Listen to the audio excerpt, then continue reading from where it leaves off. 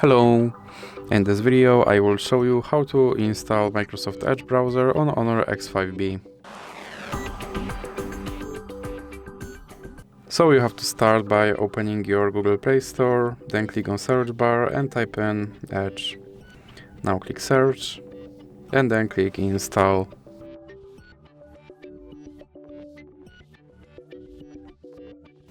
And now you can click open.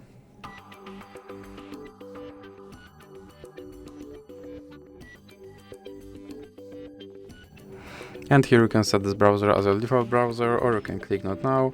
And here you have to confirm your data and privacy settings. And as you can see, my Microsoft Edge browser is now installed and is ready to use. So that's it for this video. If you liked it, please remember to leave a like and subscribe.